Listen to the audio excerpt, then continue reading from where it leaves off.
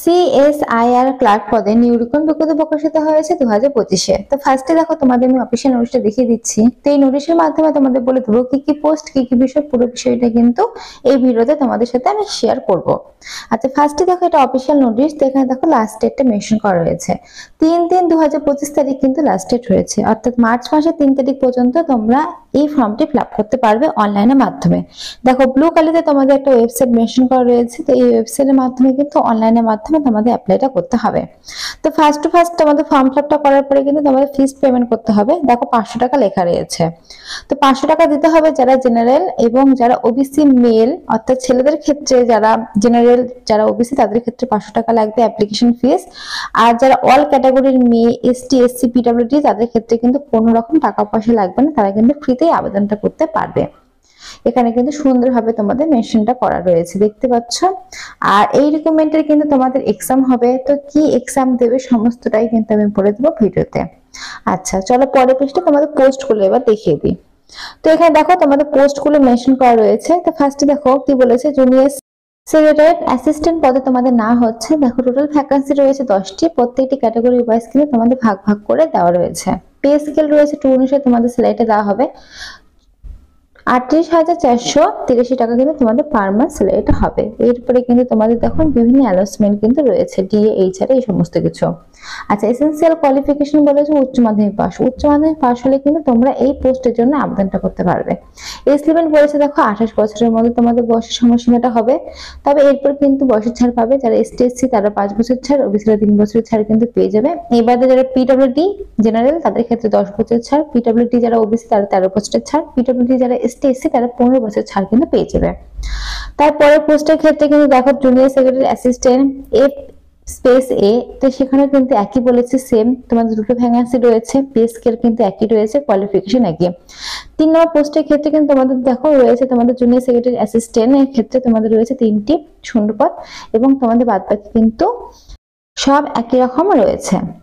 তো এখানে কিন্তু 3 ধরনের পোস্টে তোমাদের নিয়োগটা করা হবে, দেখো এখানে কিন্তু মেনশন করা রয়েছে। আচ্ছা, এবার নিচের দিকে দেখো তোমাদের ডিটেইলসটা মেনশন করা রয়েছে, দেখতে পাচ্ছ।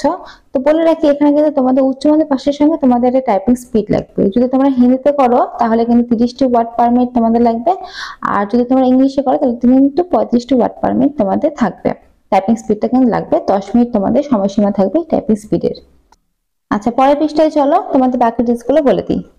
এখানে দেখো মেনশন করা রয়েছে তোমাদের আরো একবার কিন্তু এজ লিমিটটা। তো তোমাদের যেমন আমি বললাম বয়সের ছাড়টা তোমাদের যেমন বললাম 5 বছরের ছাড় পাবে, এসটিসরা ওবিসিরা 3 বছরের ছাড় পাবে, তেমনটা দেখো এখানে মেনশন করা রয়েছে। এবং পিডব্লিউর ক্ষেত্রেও কিন্তু যেটা বললাম সেটাও কিন্তু মেনশন করা রয়েছে। তো তোমরা এগুলো দেখে নেবে।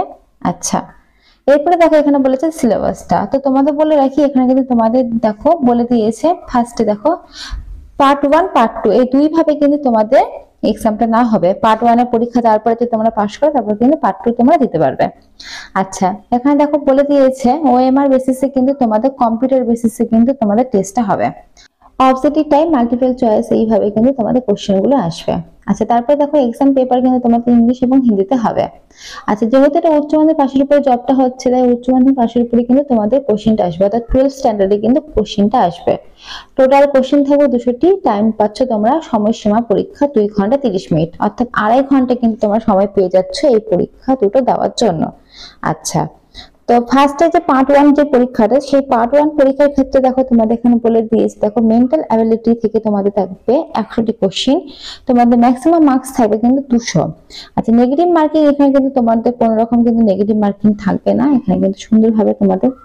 আচ্ছা, পার্ট 2 পরীক্ষার ক্ষেত্রে দেখো তোমাদের বলে দিয়েছে সাবজেক্ট করে জেনারেল অ্যাওয়ারনেস এবং ইংলিশ ল্যাঙ্গুয়েজ থেকে আসবে 50 করে কোশ্চেন এবং তোমাদের কিন্তু 150টি মার্কস থাকবে, দেখো বলে দিয়েছে ম্যাক্সিমাম মার্কস 150। আচ্ছা, নেগেটিভ মার্কিং কিন্তু থাকবে তোমাদের এখানে বলে দিয়েছে দেখো 1 নেগেটিভ মার্ক ফর এভরি রং অ্যান্সারের জন্য।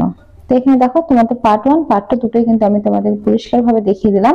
তো এই পরীক্ষাগুলো যদি তোমরা কোয়ালিফাই করতে পারো তাহলে কিন্তু তোমরা জবটি পেয়ে যাবে। এটা কিন্তু একদম সেন্ট্রাল গভর্নমেন্টের পার্মানেন্ট সরকারি চাকরি, এটা কিন্তু তোমরা পেয়ে যেতে পারো যদি এই পরীক্ষাগুলো দিতে পারো। এবং তোমাদের উচ্চ মাধ্যমিক পাস কিন্তু লাগবে কোয়ালিফিকেশন হিসেবে, এবং তোমাদের টাইপিং স্পিডটা কিন্তু খুব ভালো থাকতে হবে। তো এই সমস্ত যদি কোয়ালিফিকেশন থেকে থাকে এবং তোমাদের যদি এই সমস্ত পরীক্ষা করে তোমরা পাস করতে পারো তাহলে কিন্তু তোমরা এই সরকারি যে চাকরিটা সেন্ট্রাল গভর্নমেন্টের সেই জবটা কিন্তু তোমরা পেয়ে যেতে পারো। আচ্ছা, এর পরের পৃষ্ঠায় চলো, বাকি কি ডিটেলস রয়েছে সেগুলো তোমাদেরকে আমি এখন বলে দিই। আচ্ছা, এখানে দেখো তোমাদের আরো একবার কিন্তু ওয়েবসাইটে মেনশন করা রয়েছে এবং অনলাইনের মাধ্যমে কিন্তু তোমাদের এখানে আবেদনটা করতে হবে। তো এই ছিল সম্পূর্ণ নোটিশটা, যেটা সম্পূর্ণভাবে তোমাদেরকে আমি পড়ে শুনিয়ে দিলাম। এই বাদেও কিন্তু ডেসক্রিপশনে আমি লিংক দিয়ে রাখবো, সেখান থেকে কিন্তু তোমরা নিজেরা নোটিশটা ডাউনলোড করে নিজেরা একবার পড়ে তারপরে কিন্তু অনলাইনের মাধ্যমে তোমরা ফর্ম ফিল আপটা করবে। ফার্স্টে কিন্তু ফর্ম ফিল আপ করতে হবে, তারপরে তোমাদের অ্যাপ্লিকেশন ফিসটা দিতে হবে। তো এইভাবে কিন্তু তোমাদের ফর্ম ফিল আপ করতে হবে, তারপরে তোমাদের যে এক্সামটা সেটা পরবর্তীকালে কবে হবে সেটা কিন্তু জানিয়ে দেওয়া হবে। দেখেন যা যা ইম্পর্টেন্ট ডিটেইলস ছিল সবই তো বলে দিলাম। এরপরে কোনো রকম কোশ্চেন থাকলে অবশ্যই কমেন্ট বক্সে কমেন্ট করতে পারো। আর ভিডিওটি ভালো লাগলে অবশ্যই লাইক করে পাশে থাকা বেল আইকনটা বাজিয়ে দিতে পারো, সাবস্ক্রাইব করে রাখতে পারো এই ধরনের নতুন নতুন আপডেট জানার জন্য।